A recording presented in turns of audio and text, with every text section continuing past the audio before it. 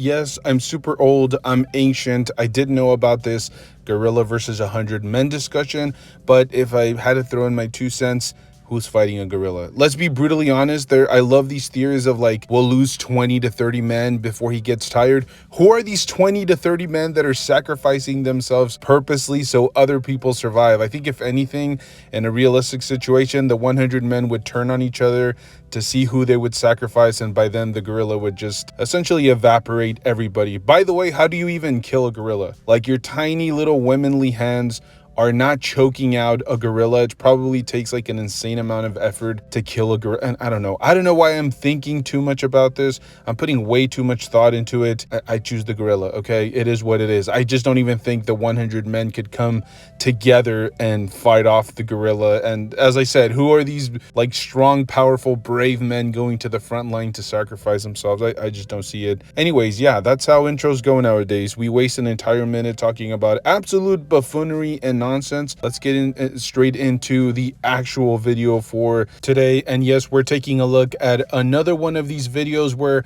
I just showcase some really cool finds out in the wild. These are figures that I pick up for sale or on clearance from multiple different sources. Mostly, I would say like 90% of it is from Ross. However, I do find some stuff from whether it's like Amazon or, you know, potentially like a Walmart clearance item or a Target clearance item. Like I said, usually it is Ross, though. They have the best deals if you just want to try out a new line or a new action figure or a character that maybe you passed on the first time around, but now that you see it on clearance for a ridiculously low price, you decide to pick it up. So that's what we're going to be doing today, taking a look at a couple of these figures that I ran across. The first one has to be the Arkham Red Hood action figure, and I have to say I was a little bit skeptical when I first found this at Ross. I couldn't quite believe that this was available there. I did actually find the Arkham Knight action figure for, if I'm not mistaken, about the same price, like $6. They're both like really well designed, have an amazing sculpt work. Both of them have a ton of attention to detail. This is like the early days of McFarlane when he was, well, it felt like he was actually trying. Now it feels like he's just giving us generic body molds and then repainting and reusing them over and over. Here, I feel like they were kind of designed, or the body molds were kind of designed for one particular action figure in mind. I'm sure that they later reused, you know, maybe limbs here and there, some arms or some legs or the torso, but it feels like these figures were designed just specifically for these characters, and I definitely have to tip my hat to McFarlane for that. It does not come with any weapons. We all know, you know, with the whole Warner Bros situation, if I'm not mistaken, Red Hood did use guns in this video game. I haven't played it in quite some time, but it does come with a couple of those weird like fist effect pieces that I guess you can use. This is not going to be the way that I decide to display this particular figure, and I don't actually have those weapon accessories from McFarlane yet. I do plan on potentially ordering them within the next couple of weeks because I definitely need those 1/10 accessories, those 1/10 weapons. But as I said, there was a clear goal here, and that was to give the action figure the best sculpted detail, some really good solid paint apps, but they were going to sacrifice the articulation. And I completely get it. It makes sense here because the figure does have a really weird design, and it mostly has to do with the fact that it's accurate to its source material, at least, you know, as accurate as you can be with that $25 budget. But you can definitely see it. Like, there are no butterfly joints here, and again, makes sense because of the jacket and, you know, how weird it would look if they actually decided to break up the sculpt there. So no butterfly joints. The arm has a little bit of issues raising up too high, and then obviously the neck articulation is almost non-existent because of the actual hood. Now personally, I would have decided to sculpt the hood on there, but not on the actual head. I would have preferred like an alternative look where maybe the hood is hanging down around the shoulders area. But yeah, I mean, even if you articulate the head a little bit here and there, I don't know, it's just not going to look right. The figure is essentially meant to just have very minimal articulation around the arms, around the head, and then the mid torso articulation. I've often criticized it. I know McFarlane is like 1000% against hinges. I'm not sure why. I don't think he's ever released a figure with hinges. It's usually like that weird like rotating floating ball joint that, you know, Hasbro uses from time to time, and I think they're reverting to it more and more. Like a lot of the newer MCU figures do not have hinges on them, whereas in some of the comic book stuff either has a hinge or has both articulations. We saw like the new Venom with that new mid torso articulation, which is the first time that we'd ever seen like a bigger buck with that style. And then obviously almost every Spider-Man figure has that hinge and that ball joint or that rotating ball joint at the mid torso. So it's definitely worth noting that the mid torso articulation is not great forwards, and then the arms have a ton of issues when it comes down to articulating, and then the head is definitely not going to be great. But double jointed knees, double jointed elbows, the legs can kick forward and backward pretty well. The ankles are not great either. You can definitely feel like from time to time he'll have trouble laying his foot flat on a flat surface, which is a big issue that McFarlane had early with his action figures. I think later he figured out ways to kind of compensate for that, but for the time being, I don't know, it's a little bit frustrating. But as I said, they had a clear vision here, and I think they executed it to almost near perfection. Yes, there's definitely a sacrifice when it comes down to articulation, but they more than make up for it with how finely detailed this figure is.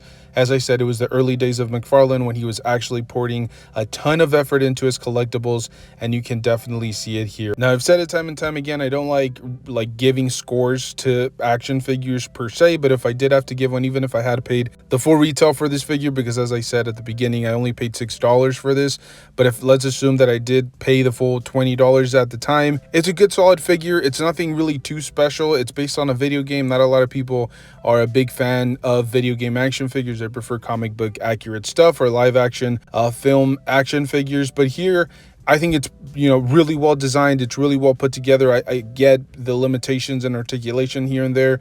To me, it's like a really good solid 8. It's not a perfect figure. It has its issues, and yes, I would have preferred some more accessories, like, you know, weapon accessories and things of that nature, but to me, this is just a really good solid offering from McFarlane. Keep an eye out there, because I actually not only saw him at Ross, which had the best price at $6, but I did see him at Burlington, which was, I think, a little bit of a higher price point. I want to say like $10, but still at $10, it's an absolutely killer deal. And then lastly, we do have that blue and yellow X-Men Wolverine action figure, and I have to say this one kind of hurt a little bit because I found it for a great deal. I thought I was going to keep it in packaging, but then, you know, things happen and I decided to open it. But what I mean by things happen, one of my kids kind of creased the card, and so I decided to just rip it open. But I will say the figure is a good solid representation of Wolverine. You get 2 different head sculpts and you get 4 separate hands. Now, I like the fact that Hasbro included the extra hands, because technically you could just remove the little Wolverine claws from the little sockets that they're placed in. It's a little bit difficult, and yes, you will eventually lose those claws if you're not careful, but it's nice that Hasbro decided to do both sets. That way, you know, you wouldn't lose the claws. Although I will say, why have them be removable if you're just going to include the extra hands? That was kind of a head scratcher. I do have the first appearance Wolverine, and I'm missing a claw. If you guys look at some of my older videos where I'm posing the figure around, it is missing a claw, and now I can kind of alternate, you know, depending on which figure I'm going to have displayed or which one I'm going to be posing around for, you know, for future videos and things of that nature. But anyways, I will say the figure has some pretty good solid articulation. It does have the ball joint. I didn't show it on the video, but it does have the hinge with the ball joint, butterfly joints, a single hinge at the mid torso. There is a cut at the mid torso as well, so you can get the figure to rotate. There's a cut at the calf or the boot. There's a cut at the upper thigh as well as the bicep. You're getting double jointed elbows and then double jointed knees. And I've always said Hasbro is probably one of the best manufacturers when it comes to ankles. I think the only figure that I've had issues with recently has to be that Agent Venom, which has probably some of the worst ankle articulation. But with this figure, that's not really a problem. Now, I will say the figure does not come without its issues.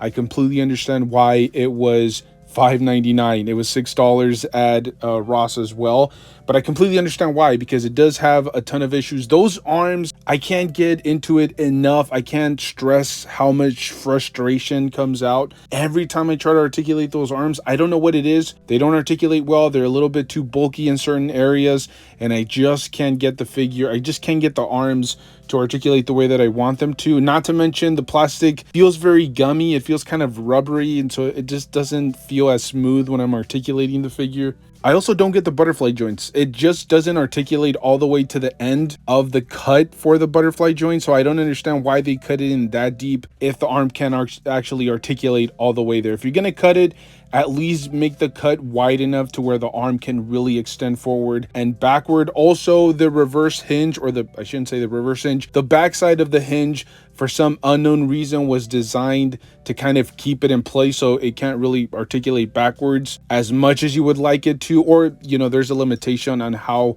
far backwards the figure can articulate. You could have just kind of, cut a little bit of extra plastic there. So overall, as I said, it's not the worst Wolverine action figure. I don't know if the more modern ones have better articulation or if they're using the exact same buck as this one, but it's not a perfect figure. And as I said, I completely understand why it went for $6. Probably people are just kind of burnt out on the character himself, but also, as I said, the articulation is just kind of, it's almost there, but it's still lacking in certain areas. I will say I do like the head articulation. The tilt is crazy. The ball joint with a hinge definitely helps in terms of articulation. You do get pinless technology all around. Just those arms, those are, really frustrating. And then we're still getting like the older technology for that mid torso, the hinge, instead of getting like that the ball rotating articulation with the hinge. I'm not sure why. Maybe eventually we'll get that Wolverine. Like I said, I haven't collected any of the new modern Wolverines. I've kind of been